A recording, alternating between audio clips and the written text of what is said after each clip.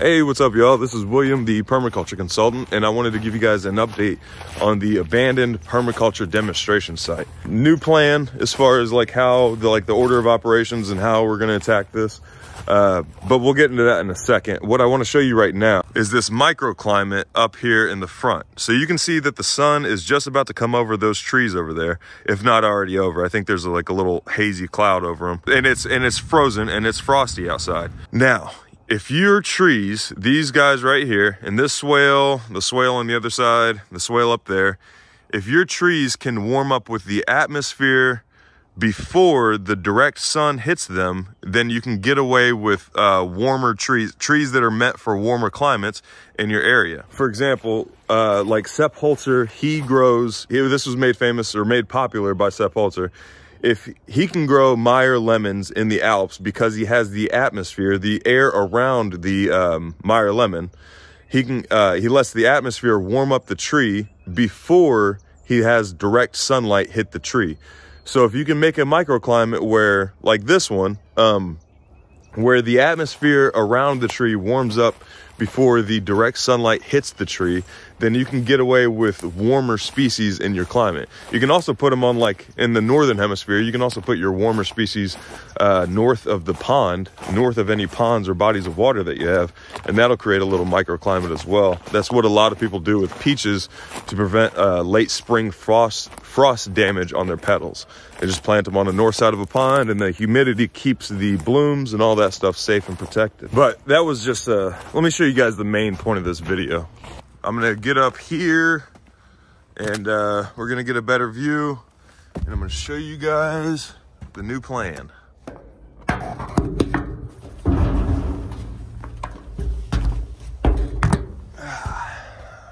All right, so we're up here on the storage container. It's a little icy and a little slick, so I'm gonna move a little slow. I had my brother-in-law and father-in-law out here, and they came and looked around and got some ideas, and here's some crunching of the ice under my feet.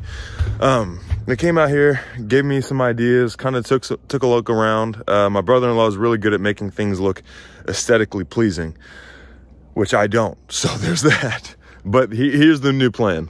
They both looked at this building right here. The building on the other side of it is still going away. That's the one on the ramp. But this building right here is in pretty decent shape. It just doesn't look like it right now. The bones are good, basically. So we're not going to get rid of that.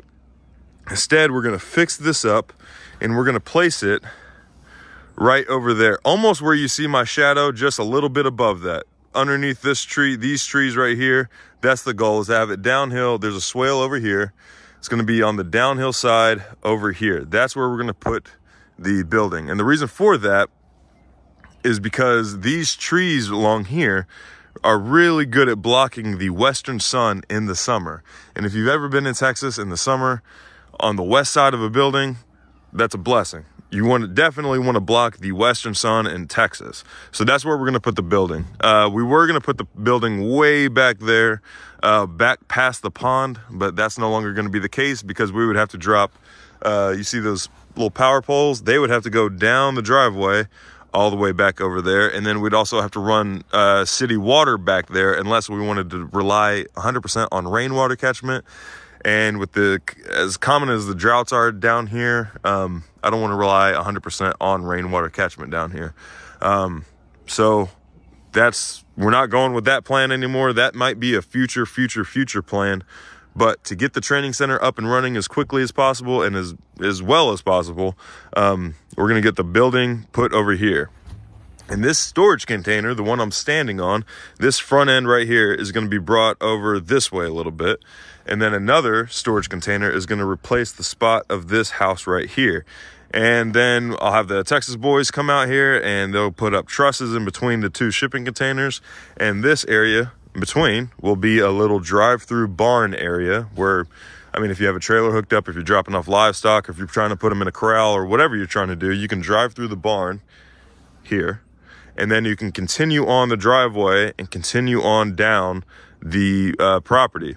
So with this new plan, we're going to be able to get this training center up and running way faster than if we were going to build a brand new building all the way down there. I'm relieved and thankful that this building is not in as bad a shape as I thought it would be, because that's just going to save a ton of time, ton of money, and a ton of effort that can be directed towards other things.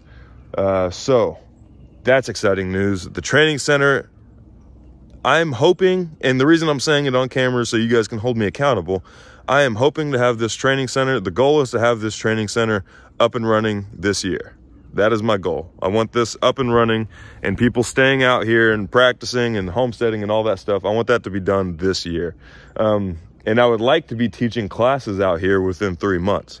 At the very, very latest 3 months. There are classes that I could show out here. Somebody was saying like, they wanted to see a class or they wanted to come to a class on clearing.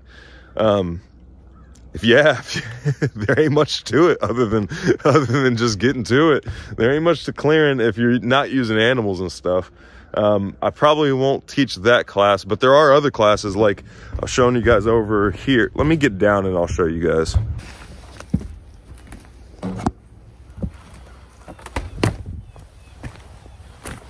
One thing I really need to get done before spring starts is getting this garden squared away over here. Now the clearing part I can obviously do, you know, just by myself and get that done.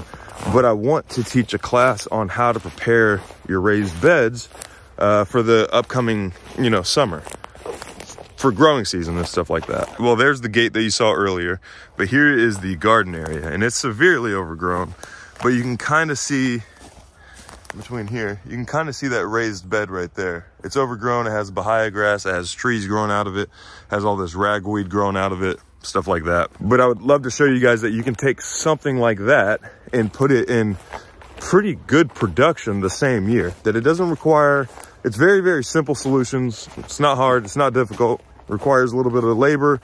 And then it's largely a list of things not to do. Don't spray, don't compact, don't till, don't do things like that. And all you have to do is add cardboard and mulch. There's the whole class. There's the whole class right there. But seriously, if there's any classes or anything like that you guys want to see, or any questions you guys have, or if you need a consultation or anything like that, contact me down below. All my links are down below. You can contact me through the comment section as well. But I want to thank you guys so much for the people that have reached out so far. Thank you guys so much. There's a bunch of great bartering opportunities that I'm definitely going to take everybody up on. I do accept silver, I do accept gold, and I do accept bartering, just in case that wasn't clear. But yeah, thank you guys so much for watching, and until next time, we'll see ya.